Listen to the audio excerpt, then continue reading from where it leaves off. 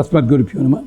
మళ్ళీ ఇప్పుడు అడిగే ప్రశ్న మిత్రులారా, ఒక పక్క రామాయణానికి ఇంకో పక్క భాగవతానికి కలిపి మరీ అడుగుతున్నారు.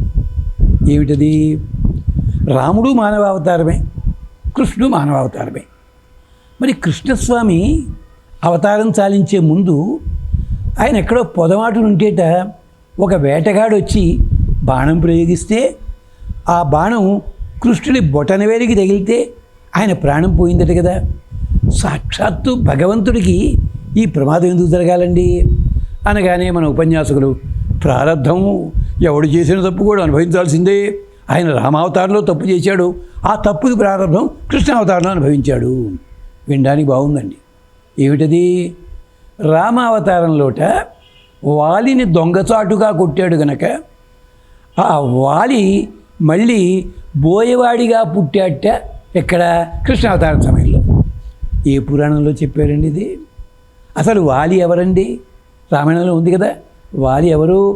వానరులంతా దేవతాంశాలతో పుట్టారు. ఆ దేవతాంశాలతో పుట్టినప్పుడు సుగ్రీవ, సుషేణ ఇలాంటి వీళ్ళందరూ కూడా దేవతాంశలే. సుగ్రీవుడు సూర్యుని అంశతో పుట్టాడు, వాలి ఇంద్రాంశతో పుట్టాడు. మరి వాలి మళ్ళీ బోయేవాడికి ఎందుకు పుడతాడండి? ఇంద్రాంశతో పుట్టినవాడు బోయేవాడిగా వస్తాడా? పైగా ఇంద్రుడు కృష్ణావతారంలో వచ్చాడు. ఎక్కడ? గోవర్ధనోద్ధరణ దగ్గర. మరి మళ్ళీ వస్తాడు అక్కడికి? ఇవన్నీ కూడా తరువాతి రామాయణాల్లో సరదాగా కలుపుకున్నవి.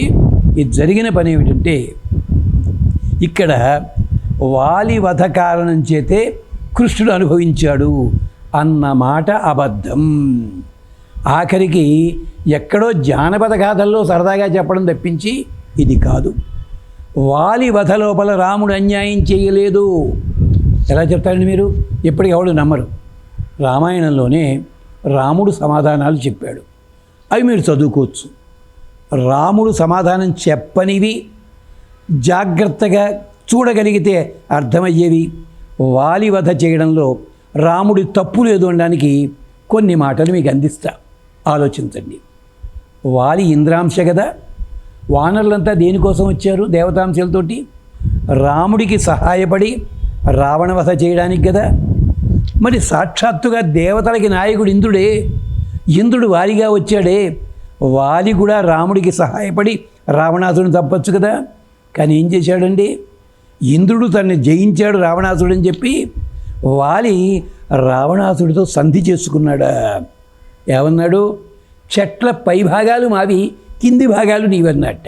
అంటే కింద చంపు తింటూ ఉండు, మేము పై తిరుగుతుంటాం అన్నాడు. ఇది తప్పు కాదా? ఇది దేశద్రోహము కాదా? దేవద్రోహము కాదా? ఆలోచించండి. అంటే ఈ దేశమంతా కూడా అయోధ్యానగరం కిందకే వస్తుంది. మిలిటరీ రూల్ ఒకటి ఉందండి. మన దేశ రహస్యములని ఇతర దేశాలకు అమ్మిన ఇలాంటివి చేస్తున్నప్పుడు, మరి ఇప్పుడు ఆ కోడ్ ఉందో లేదో నాకైతే తెలియదు, 60 ప్రాంతాల్లో విన్నాను పెద్దల ద్వారాను. అలాంటివి మన దేశ రహస్యాలని శత్రు దేశాలకు అమ్మి మన దేశానికి నాశనం తెచ్చేవాడిని షూట్ ఎట్ సైట్ అని ఆఫీసర్ ఎవరో చెప్పగా మా కాలేజీలో విన్నది. అందుకని వాలిని చూడగానే చంపచ్చు రాముడు, కానీ ఆగాడు మారతాడేమో అని చెప్పి. ఇది మొదటి కారణం. వాలి దేశద్రోహి. రెండవది, వాలి సంఘద్రోహి. ఎలాగో చెప్పాలా? రామాయణంలో చెప్పాలా స్ట్రైట్గాను. ఏముందో తెలుసా? సంఘంలో 10 మందికి ఉపయోగించేవాడు ఒక దుర్మార్గ వ్యాపారం చేస్తున్నాడు అనుకోండి, వాడు అనుయాయులు కూడా వ్యాపారం చేస్తారు కదా. ఇది లోకంలో ఉన్న తీరు. ఇది వాలి చేశాడు. ఎలాగా? సుగ్రీవుడి భార్యని ఎత్తుకెళ్ళి తన దగ్గర అట్టే పెట్టుకున్నాడు.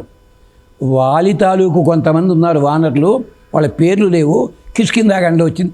వాళ్ళు కూడా తమ శత్రువుల భార్యలని ఎత్తుకొచ్చి తమ రెండో భార్యలుగా చేసుకున్నారు. ఇది కిష్కింధాకాండలో వానరులే చెప్పిన మాట. అంటే ఏం చేశాడు? సమాజానికి నాయకుడిగా ఉండాల్సిన వాడు తప్పు చేశాడు. ఇదే తప్పు 10 మంది చేశారు.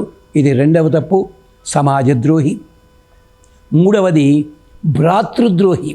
ఎలాగా? సుగ్రీవుడికి వాలికి ఉమ్మడి భార్యగా అప్పచెప్పాడు తండ్రి ఆ మహానుభావుడు తారాదేవిని. అదేమిటి? అది గాథ, ఆనాటి గాథ వేరే సంగతి, పక్కనట్టే పెట్టండి. అలాంటిది తారని తన సొంతం చేసుకున్నాడు.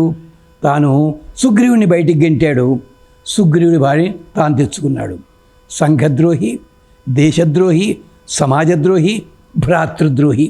ఇంకో ద్రోహం చెప్పనండి, ఎక్కడైనా తండ్రి మాట వినాలని ఉంటుంది కదండి. మరి తండ్రి గారు ఇలా చెప్తే ఈ రాజ్యం మీరు కలిసి అనుభవించండి అన్నాడు తండ్రి. వాలి తండ్రి, వాలి సుగ్రీవుల తండ్రి ఏం చేశాడు? అతని గెంటి పారేశాడు. 5 ద్రోహాలు మిగిలినవి. సరే, రాముడు చెప్పాడు కొన్ని, కాదంటలేదు. చెప్పనివి ఈ 5 కూడా ఉన్నాయి. ఇన్ని ద్రోహాలు ఉన్నప్పుడు బాణప్రయోగంతో చెట్టు చాటు నుంచి కొట్టలేదు. నిలబడ్డప్పుడు చెట్టు చాటునే ఉన్నాడు, పొదల మధ్యలో ఉన్నాడు. రాముడు లక్ష్మణుడితో పాటు, హనుమంతుడితో పాటు ఇంకా 50 వానర వీరులు ఉన్నారు. వాళ్ళిద్దరూ యుద్ధం చేస్తుంటే బాణమే ఎక్కుపెట్టినట్టు చూస్తే వారి ఏనాడో తప్పించుకుని ఉండేవాడు. కానీ జరగలేదు అది. ఆయన బాణప్రయోగం చేసేటప్పుడు పొద బయటికి వచ్చి తీరాడు.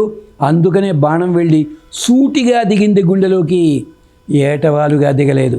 చాటు నుంచి కొడితే ఏటవాలుగా దిగుండాలి. అది సుగ్రీవుడు తగలచ్చు కదా, తగలలేదు వాలికి. ఇన్ని కారణాలు ఉన్నాయి. ఇది మనం మాట్లాడితే మళ్ళీ రామాయణ ఉపన్యాసం అయిపోతుంది. అందుకని వెళ్లకుండా వాలి చేసిన ద్రోహాలు ఇది సమాజానికి ఒక హెచ్చరిక. అందుకని జాగ్రత్తగా ఉండాలి. దీన్ని శ్రీశ్రీ గారు అన్నారు, ప్రైవేటు లైఫ్ నీది సొంతం, పబ్లిక్ ఉంటే ఏదైనా అంటా ఉన్నాడు. పాపం మహానుభావుడు. ఇది వాలికి కూడా వర్తిస్తుంది, గుర్తుపెట్టుకోండి. స్వస్తి.